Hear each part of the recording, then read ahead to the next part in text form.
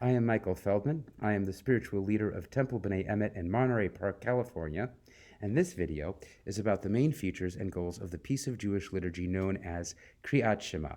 This is meant to be the first in a series of videos about prayer and spirituality. Frankly, I think that even those of us that have been reading from prayer books all our lives typically don't do a good enough job of really attempting to understand liturgy, and we certainly don't do a good enough job of sharing thoughts with each other about how we do or do not relate to the divine or what we might pray for.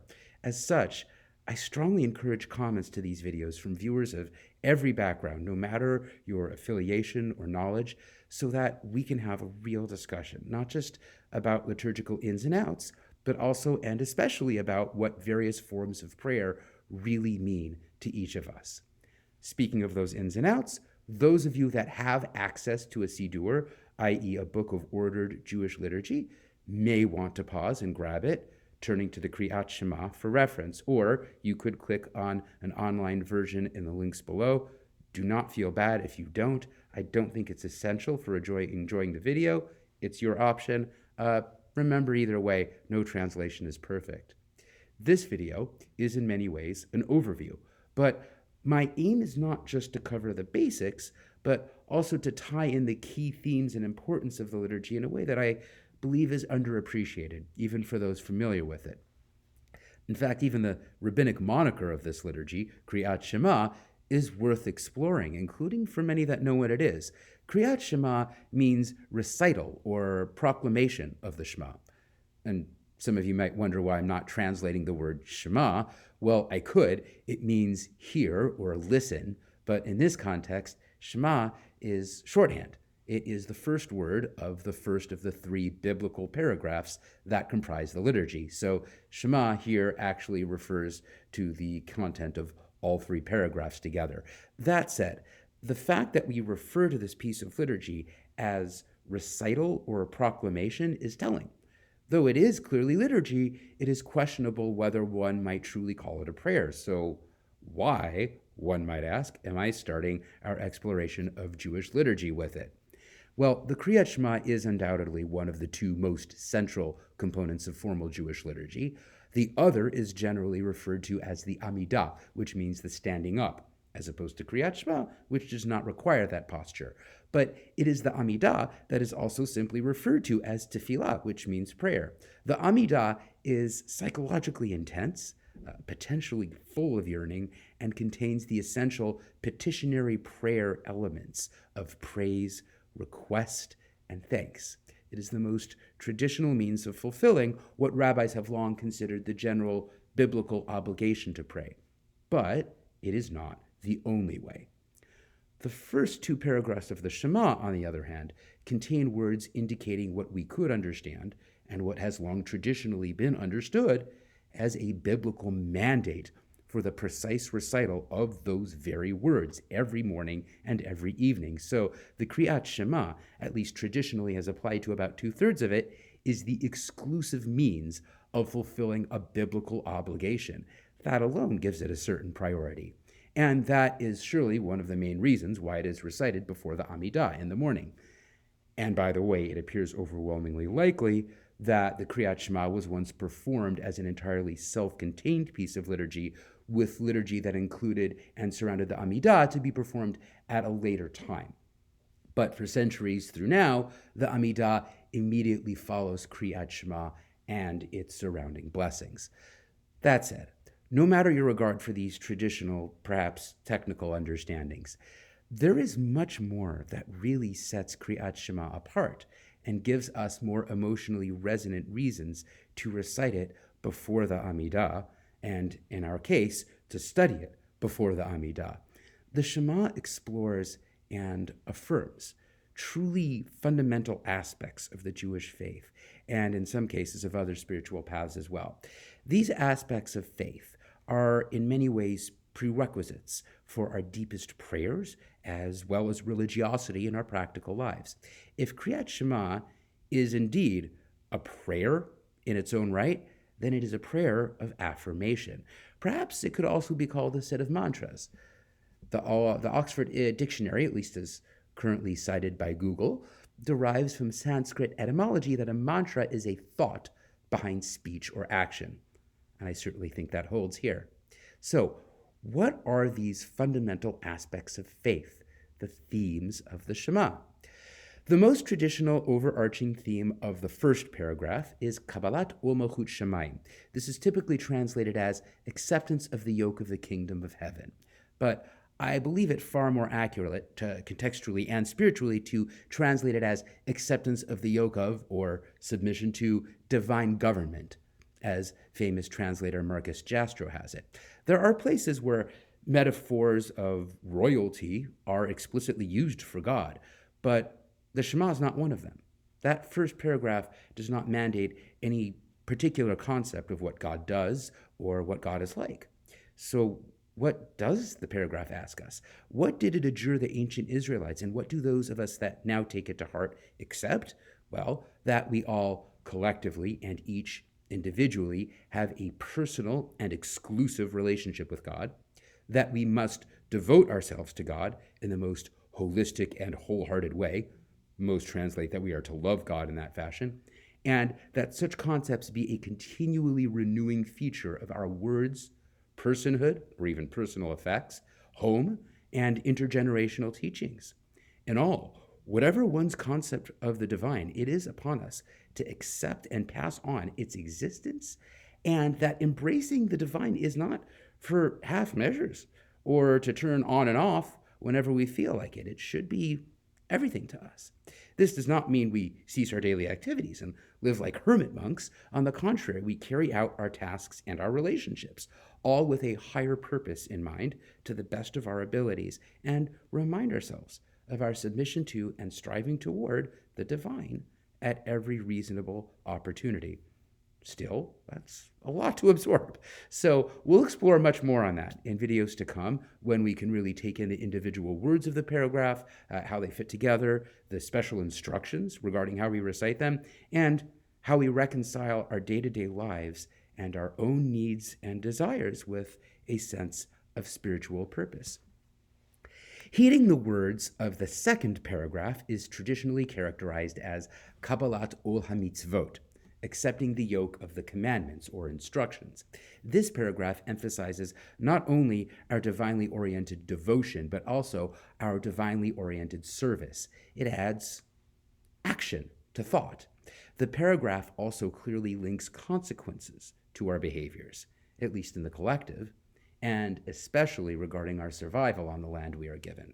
We are then given similarly thorough instructions as in the first paragraph regarding how we preserve these words and concepts.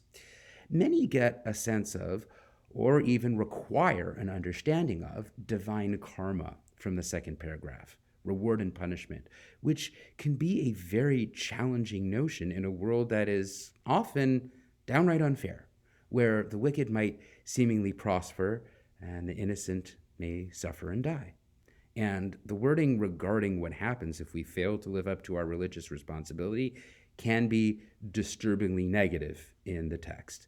So the Jewish Reconstructionist movement, as far as I understand, addresses the latter concern by offering either this paragraph or an alternative reading from the Torah, the Hebrew Bible, that emphasizes more positive consequences.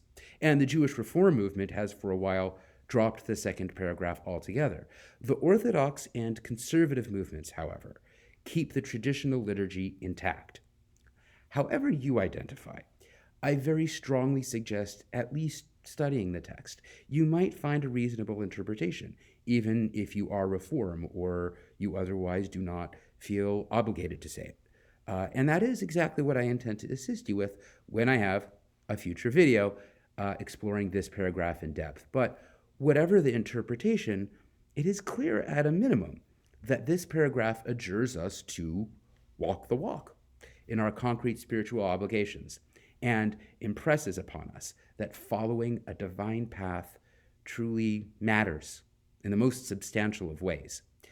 The third paragraph is simply known as Parshat Tzitzit, the paragraph of Tzitzit. Yeah, I know. What are tzitzit? So I've seen translations like fringes or tassels. In modern practice, they generally look like this. or as some believe is more biblically indicated, like this, with a single dominant thread of a particular blue dye. These are objects that we are told to attach to garment corners. The paragraph explains that the tzitzit are supposed to remind us of our mitzvot, that is, our religious obligations, commandments or instructions, to fulfill those mitzvot, and to keep from temptation that leads us astray. Exactly how and even whether the tzitzit work is a worthy topic of discussion that I very much intend to have with you over my deep dive video on this paragraph. But however that shakes, this paragraph at least impresses us with the idea that God gives us help, guidance at maintaining a divine path, that mitzvot are not gotcha commands designed for failure, but are rather ultimately given with care. That said, many rabbis opine that the most important aspect of the third paragraph is something at the end of it that is not at all exclusive to it, an identification repeated elsewhere throughout the Torah of God as the one that took the Israelites out of Egypt, i.e., oppressive slavery. Remembering the exodus from slavery and the redemption it represents is also traditionally regarded as a daily biblical obligation. And it is obviously a core aspect of Jewish identity, our origin story in many ways. Coupling this reminder of redemption with reminders of divine guidance is both empowering and humbling. We have freedom from human masters, not so that we do as we please, but to enable us to pursue a higher calling. With all three paragraphs collectively, we devotedly accept God into our lives in an all-encompassing way, taking on religious obligations as a matter of serious consequence, ideally as we are led by a sense of divine guidance and freedom. Reciting the Shema as often as a traditional Jew might, including as one of the first activities of the morning, is clearly meant to help us focus on our lives with our greatest, broadest spiritual aspirations, really reminding us what is ultimately important. It doesn't give us details. That requires study and practice we cannot hope to complete within a single human lifetime. The Jewish religion has, after all, had millennia to get complicated. But there is a remarkable similarity between feeling overwhelmed by mundane or secular concerns and getting highly enmeshed within the complex minutiae of religious rules. In either case, as important as it is to deal with the details, there is a world of potential benefit to be had by setting aside the details just, mentally for a moment and meditating simply on caring about and attempting to do what's right, using our gifts for good. And given that the Shema is said before the Amidah, especially now that it is said shortly before the Amidah, this general focus of devotion to and for the divine can do so much for our most intense prayers. It can provide a temporal calm with which to manage our yearnings. It can orient with foundational moral clarity before we make our requests. And it can remind us of and help us prioritize our most ultimate goals, even as we enter a space where we look at the many subsets of things we need. Again, big picture before details. But let's face it, simply reciting these words will not automatically center our goals or deepen our relationship to the divine or make us better people. That takes careful connection with the words, patience, and learning, ideally from each other. In the videos to follow, I endeavor to separately explore each of the different paragraphs of the Shema, looking to what tradition tells us about the individual words and how we are to approach them, as well as what I and each of you have to say about how to really get meaning from them. So please join me in the comments below and tell me how this all sits with you. For those of you that have had experience with this liturgy, what has Kri'at Shema meant to you? Has reciting the words informed your other prayers or your life more generally? Have you gotten any other benefit from them? Has there been anything challenging about or missing from your Kri'at Shema experiences? For those of you that come from another faith or spiritual perspective, Do you have liturgy or meditations that serve similar purposes? Are there any differences you'd like to know? If this kind of liturgy seems new to you altogether, how does it strike you, for good or for ill? And what would you like to explore?